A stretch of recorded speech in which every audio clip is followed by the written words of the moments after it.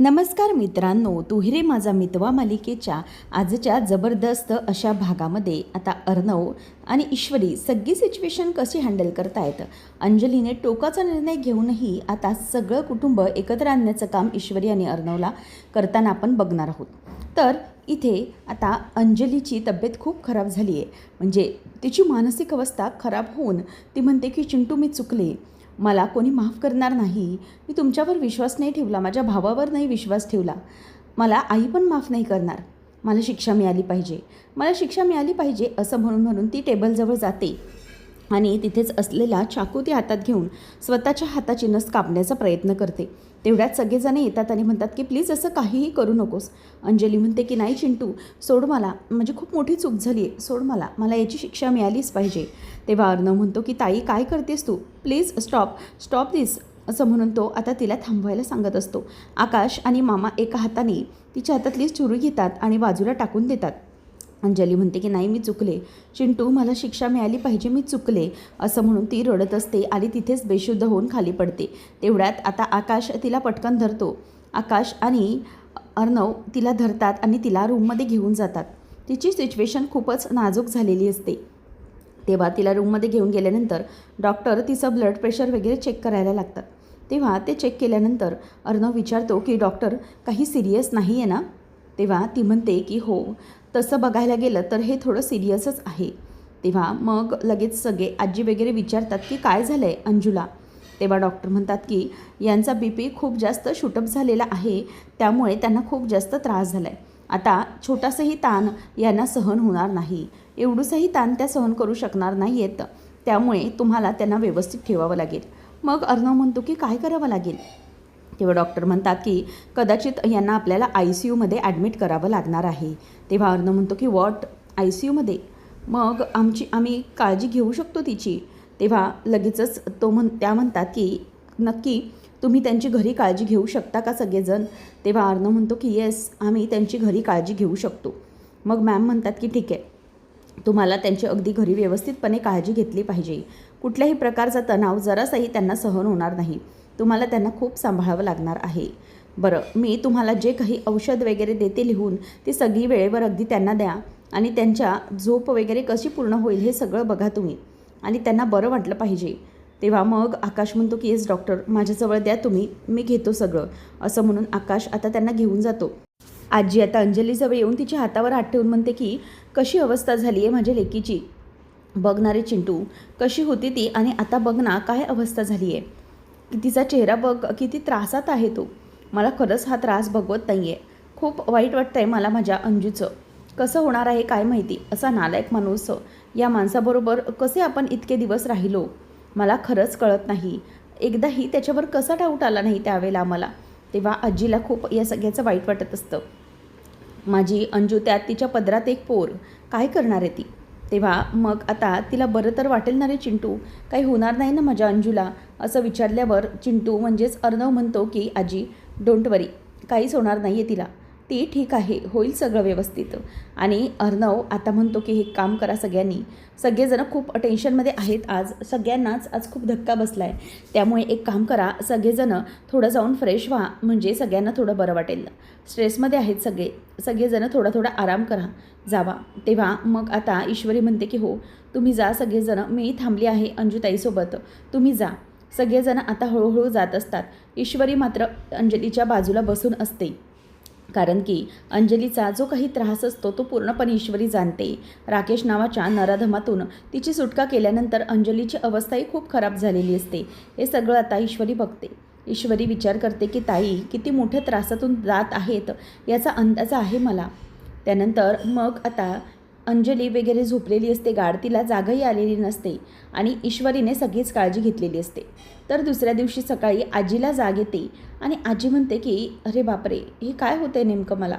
आजी आता जराशी कणहतच अंथरुणातून उठते आणि म्हणते की माझं डोकं का जड झालं आहे, काहीच कळत नाही आहे, झोप झाली आहे तरी डोकं का मला जड वाटतं आहे. ईश्वरी जरा येतेस का गं असं म्हणून आजी आवाज देत असते आणि बाजूला टेबलवर बघते तर तिथे टेबलवरती गोळ्या नसतात. ती म्हणते की हे काय, माझी जी थायरॉईडची गोळी आहे ती कुठे गेली, म्हणजे मला बघितल्या पाहिजेत ब्लड प्रेशर आणि थायरॉईडच्या गोळ्या, म्हणून मग आजी त्या गोळ्या बघण्यासाठी म्हणून जात असते. तेवढ्यातच आता त्या आवाजाने नम्रता येते आणि म्हणते की आजी बोला ना, काय झालं? तेव्हा ती म्हणते की अगं तू ईश्वरी आहेस का? मी ईश्वरीला आवाज दिला होता, तिला सांग ना, म्हणजे मला माझ्या गोळ्या हव्या होत्या पण त्या मला कुठे इथे टेबलवर सापडत नाही आहे, म्हणून मी तिला आवाज दिला. तेव्हा मग नम्रता म्हणते की अच्छा एवढंच ना, गोळ्या हव्या होत्या ना, थांबा मी बघते.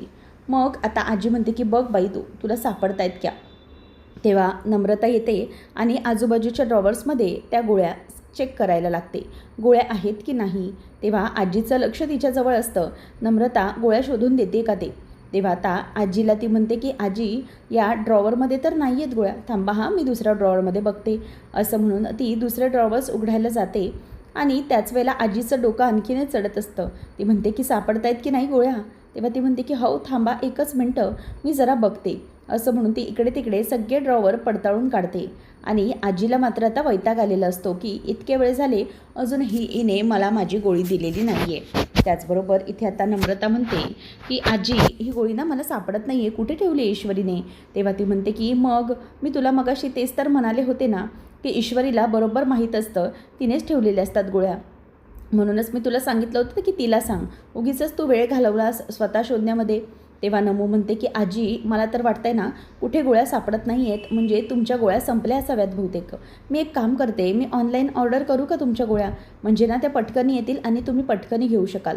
तेव्हा आजी म्हणते की अगं नाही बाई, हल्लीच मागवल्या होत्या ईश्वरीने त्या गोळ्या, त्यामुळे जा जरा बघ, तिला विचार आणि तिला पाठवून दे माझ्या खोलीमध्ये, म्हणजे कसं आहे ना पटकन मला समजेल आणि मी गोळी घेऊ शकेन.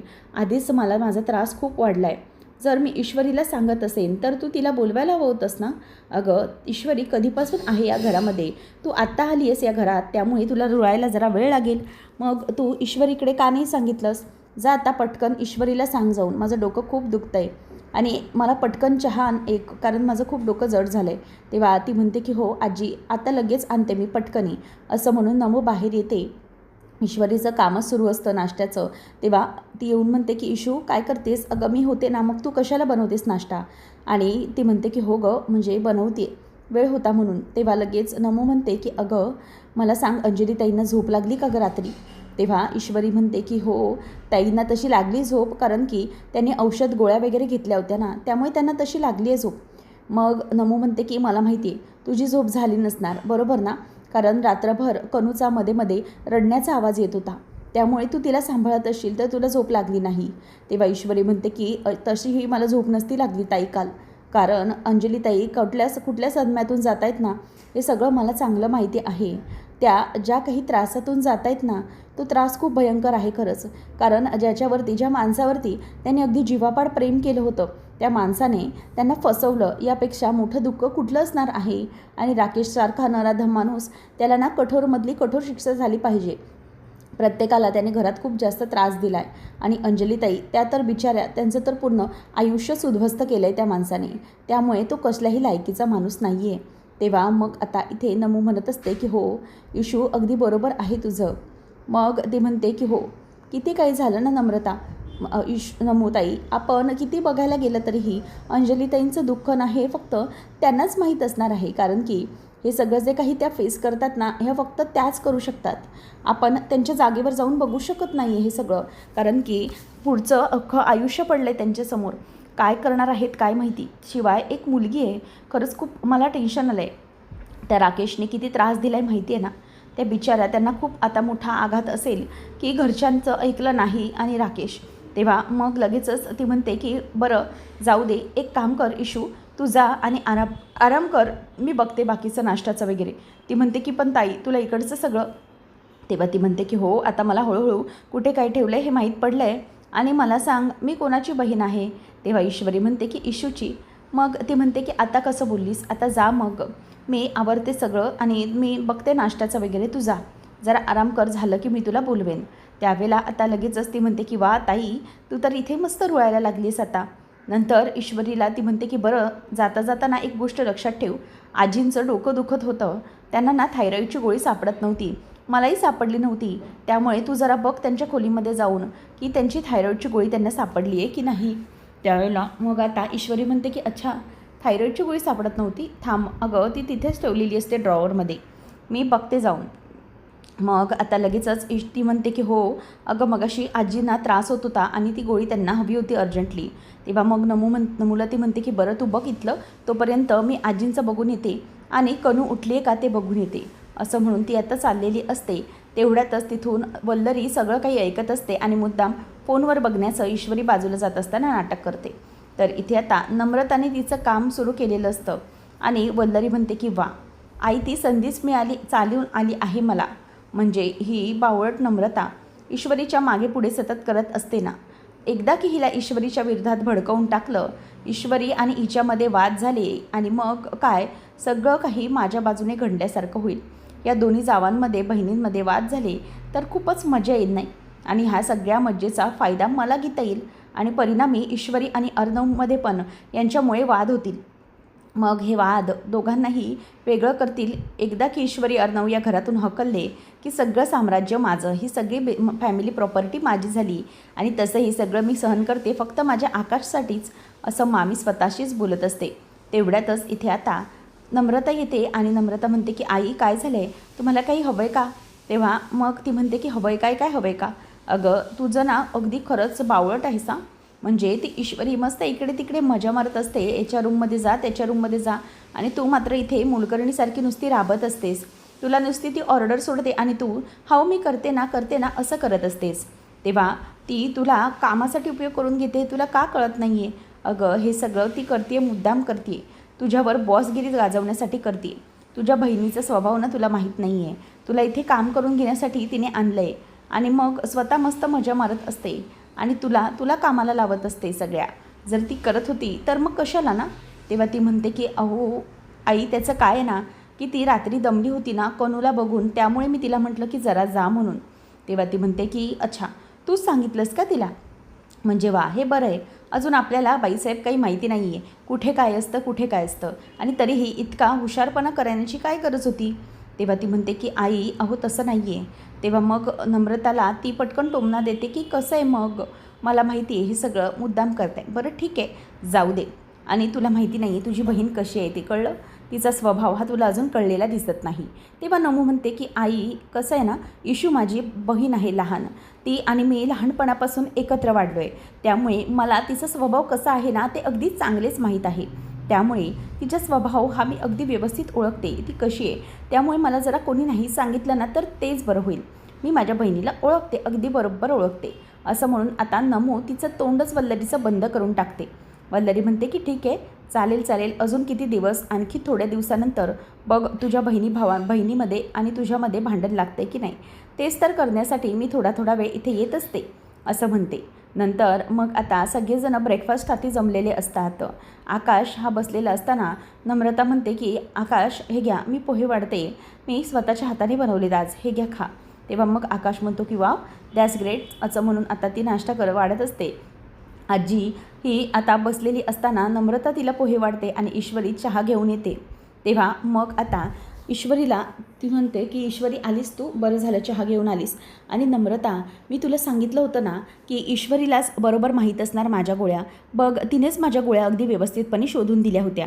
तेव्हा ईश्वरी म्हणते की हो ताई, अगं त्या गोळ्या ना आजीच्या ते एका कपाटात ठेवलेल्या असतात, म्हणूनच मी त्या गोळ्या दिला. आणि आजी ॲक्च्युली ना मागच्या आठवड्यामध्येच मी त्यांच्यासाठी या गोळ्या मागवल्या होत्या, म्हणूनच होत्या बऱ्याच गोळ्या. बरं ताई मी एक काम करते, तुला ना जागा दाखवून ठेवते की आजीच्या गोळ्या कुठे असतात ते. त्यानंतर मग आता सगळेजणं गप्प बसलेले असतात. मामा विचारतो की बरं काय गं ईश्वरी, अंजलीची झोप झाली ना काल. तेव्हा ती म्हणते की हो मामा, म्हणजे ताईंनी गोळ्यांचा डोस वगैरे घेतला होता, त्यामुळे त्यांची झोप तशी झाली आहे, काहीच प्रॉब्लेम नाही आहे. त्यावेळेला मग आता कनू पण झोपली नव्हती, तू रात्रभर जागी होतीस असं मामा म्हणत असतो. तेव्हा ती म्हणते की हो ठीक आहे सगळं होईल सगळं व्यवस्थित. त्याचबरोबर आता अंजली ही अजून ही रूममध्येच असते. ईश्वरी म्हणते की ती झोपली अजून रूममध्ये. तेव्हा मग मामा म्हणतो की राहू दे, तिला आराम करू दे, म्हणजे कसं आहे ना तिला जरा बरं वाटेल. त्याचबरोबर इथे आता सगळेजण नाश्त्याला बसलेले असताना पुन्हा काहीतरी मामाची आणि वल्लरीची नोकझोक होते. त्याचबरोबर इथे आता मामी म्हणते की खरंच तो राजेश ना एक नंबरचा लबाड आणि धूर्त माणूस निघाला. म्हणजे त्याचा विषय निघाल्यावरती पुन्हा आता इथे वल्लरीचा राग सगळ्यांना येऊ लागतो. सगळे ठीक असताना मुद्दामच ती त्याचा विषय काढत असते. आणि नंतर मग आता अंजलीची अवस्था खूप खराब आहे असं म्हणून ती सगळ्यांना घाबरवत असते. त्यानंतर मग आता अर्णव म्हणतो की हे बघा, मी एकच गोष्ट सांगेन, ते म्हणजे सगळ्यांनी आता आपल्याला ताईला सांभाळण्याची गरज आहे. आता आपण सगळेजणं पूर्ण फॅमिली मिळून ताईला जपलं पाहिजे. आकाश म्हणतो की एक्झॅक्टली, मलाही तेच वाटतं आहे की ताईला या ट्रॉमामधून आपल्यालाच बाहेर काढलं पाहिजे. तेव्हा मग आता आजी म्हणते की खरंच खूप कठीण आहे. हा राकेश नावाचा माणूस कसं करत होता हे सगळं, म्हणजे मला किती बरं वाटलं होतं. हा माणसावर कधीच संशय आला नाही. आपल्या अंजूसोबत पाय असा असतानाही तो लग्नासाठी तयार झाला. ह्या गोष्टीत खूप नवल वाटायचं, चांगलं कौतुक वाटायचं त्या माणसाचं. कधी डाऊटच नाही आला त्याच्यावरती. तेव्हा आता वल्लरी म्हणते की ही संपत्ती, इकडची सगळी प्रॉपर्टी बघूनच तर तो लग्नाला तयार झाला होता ना. आता ते आपल्या सगळ्यांच्या लक्षात येते. तेव्हा मात्र मामा आता सगळे तिच्याकडे बघत असतात. नंतर मग आता सगळे गप्प असतात. त्यावेळेला अर्णव म्हणतो की आपण एक गोष्टीचं सगळ्यांनी भान राखलं पाहिजे, ते म्हणजे की आपण कोणीही आता ताईसमोर त्या राकेशचा विषय काढायचा नाही, त्याचं नावही काढायचं नाही. आणि जर आपण असं केलं तर आणि तरच आपण लवकरात लवकर या सगळ्यामधून बाहेर पडू शकू आणि त्या राकेशला आपण धडा शिकवू शकू. आणि त्याला तर कठोर शिक्षा होणारच, परंतु आपल्याला ताईला या सगळ्यातून बाहेर काढलं पाहिजे. तेवढ्यातच आता नम्रता जीजू, तुम्हाला पोहे वाढू का? मी बनवले आहेत आज. मग तो थोडेसे वाढायला सांगतो आणि त्यानंतर सगळेजणं शांतपणे नाश्ता करत असतात. ईश्वरी ही अंजलीच्या रूममध्ये जात असते. ती म्हणते की अंजली ताई उठल्यात की नाही, मी बघून येते. म्हणून ती येते. त्यावेळेला अंजली त्या राकेशचे सगळे काही कपडे, त्याचे डॉक्युमेंट्स सगळे कपाटाच्या बाहेर फेकत असते. ईश्वरी म्हणते की ताई एक मिनिट थांबा, काय करताय तुम्ही ताई, प्लीज थांबा, असं काही करू नका.